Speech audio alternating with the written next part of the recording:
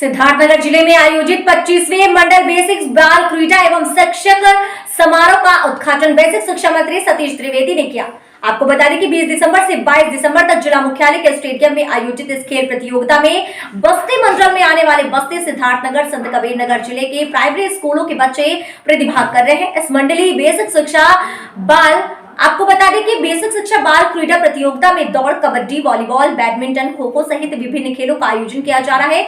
इस मौके पर प्रतियोगिता का उद्घाटन करने आए बेसिक शिक्षा मंत्री सतीश द्विवेदी ने कहा कि इस तरह के आयोजन का मकसद बच्चों की छिपी प्रतिभाओं को सामने लाकर उनका चहुमुखी विकास करना है। सतीश द्विवेदी ने कहा कि इस प्रतियोगिता में विजेता बच्चे मंडल से स्टेट और स्टेट से नेशनल स्तर पर चयनित होकर जाएंगे और देश का साथ साथ अपने क्षेत्र का नाम भी रोशन करेंगे। वहीं चुनावी मौसम में और राजनीतिक पार्टी द्वारा ब्राह्मण कार्ड खेलने को लेकर मंत्री सतीश द्विवेदी ने कहा कि भाजपा और मोदी सरकार धर्म जाति की राजनीति नहीं करती, बल्कि सबका साथ सबका विकास की बात करती है। उत्तर प्रदेश के शिक्षा मंत्री सतीश द्विवेदी ने कहा कि ब्राह्मण समाज का प्रबुद्ध वर्ग है, वह राष्ट्रीय समस्याओं और मुद्दों मतदान करते हैं। उनकी अपेक्षाओं पर भाजपा की सरकार पूरी तरह खरी उतर रही है। जो भी प्रबुद्ध वर्ग है वह एक बार फिर भाजपा को ही वोट करेंगे।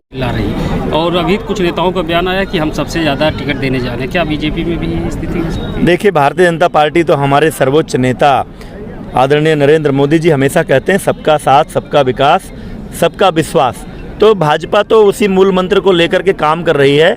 हम कोई जाति के आधार पर राजनीति नहीं करते, हम इस देश को बनाने निकले हैं। भारत को एक भारत श्रेष्ठ भारत की जो मोदी जी की परिकल्पना है, या हमारे योगी जी की जो परिकल्पना है कि उत्तर प्रदेश उत्तम प्रदेश, अब तो उत्तर प्रदेश को हर मामले में नंबर 1 बनाने का लक्ष्य लेकर हम चल रहे हैं। तो हम संपूर्ण समाज के सभी जाति, वर्ग, संप्रदाय सबको लेकर काम कर रहे हैं। भाजपा कभी इस तरह की राजनीति नहीं करती। क्या स्थिति रहेगी ब्राह्मणों की भाजपा में?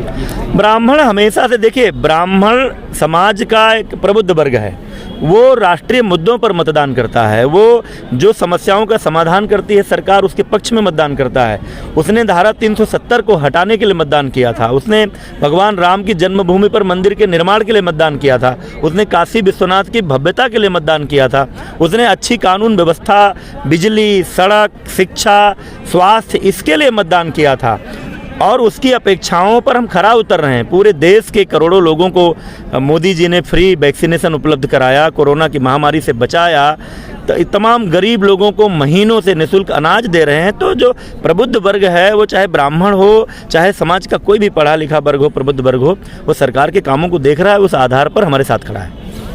हाँ सर, आज 25वां मंडलीय बेसिक खेलकूद कंपटीशन यहाँ पे हो रहा है और आपकी शिरकत इसमें है। इसमें क्या क्या होना है और बच्चों के लिए क्या आप कहना चाहेंगे? देखिए, जनपद सिद्धार्थनगर के लिए प्रसन्नता का विषय है कि इस बार मंडलीय 25वीं बेसिक बाल क्रीड़ा और शैक्षिक समारोह प्रतियोगिता का आयोजन की जो मेज़बानी है वो सिद्धार्थनगर को मिली हुई है।